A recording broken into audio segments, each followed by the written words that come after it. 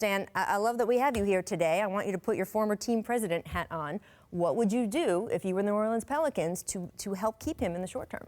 Well, look, I think they've got pretty good people around him. That's the number 4 offense in the league. Drew Holiday is an all-star level talent.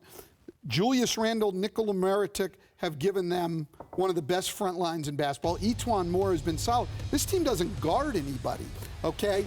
It doesn't guard it, and it's not personnel-based. Drew Holiday's a very good defender. I love Drew Holiday. Etuan Moore is a very good defender.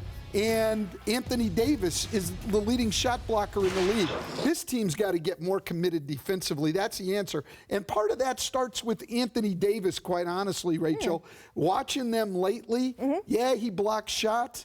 I don't know that he's doing enough defensively to help them win either. Sometimes these stars have to take it upon themselves. That's interesting. I mean, I agree with Coach, but I would say that part of why you have to start doing that is because he's got to do so much on the offensive end as well. And for me, I look at that roster and I just feel like there are no superlatives coming down the pike, right? There is no young players, hey, keep your eye out on him. He could develop into something special. Everyone is pretty much who they are. And so when you're a market like New Orleans, and this is why I really want to ask Coach, because in Detroit, the same thing. Free agents aren't flocking. So basically you have one of two avenues to add talent. Either you're going to draft well and develop, or you're going to trade for that talent, and you'd have to have enough developing young pieces in-house already to attract that kind of thing. So in Detroit, did you guys talk about that, about being realistic, I guess, about how to attract talent to Detroit? Well, we were in a fairly similar situation, not as good as New Orleans,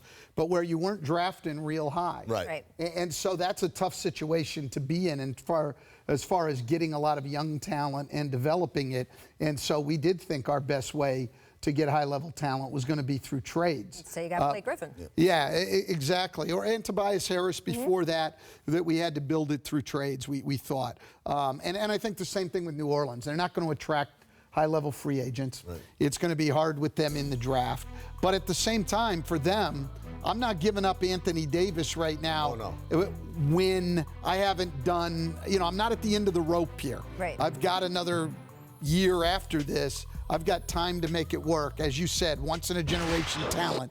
You do what you can to keep him. And that again, I know there haven't been that many Supermax opportunities thus far. It's still a fairly new thing, but it's still undefeated. You need to show me the guy who sees the bag of money, says, thanks, but no thanks. So I'm with Coach. I'm not pushing anything right now for New Orleans unless Anthony Davis comes in and says to me, no chance, I'm gone. And I'm with you. He's not going to turn down the Supermax. You just have an advantage. It was made for guys like Anthony Davis. He doesn't walk away from that. We've seen guys, Rachel, sacrifice a couple of $1 million here and there.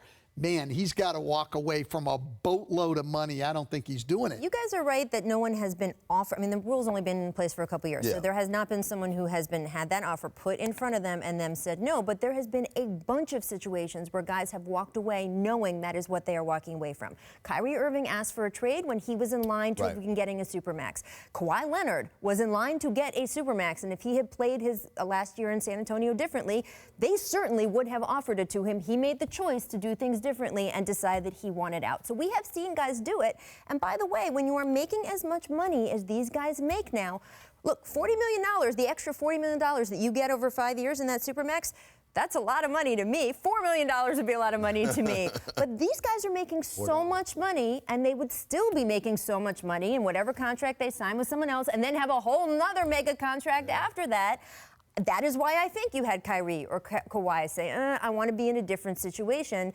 I have talked to Anthony Davis a lot, and I have asked him, how important is money to you? How important is winning to you? I know he has not made the apples or oranges said this is more important, but he says over and over again, I need to be on a team where I feel like I can win. You cannot say that about the Pelicans. You cannot say that you think that they have a chance to win the title. No, absolutely not. But the common thread in the guys that you named was what? They made their intentions known. Get me out of here. Well, once that happens, okay, but we're saying if you're New Orleans, if he doesn't come, I'm not going to Well, that is why I said I think Anthony Davis needs to have some thoughts, too, for everyone's sake. And maybe his thought is, I want to stay here, which is fine. Well, and here's the thing with New Orleans. You've got to take that chance.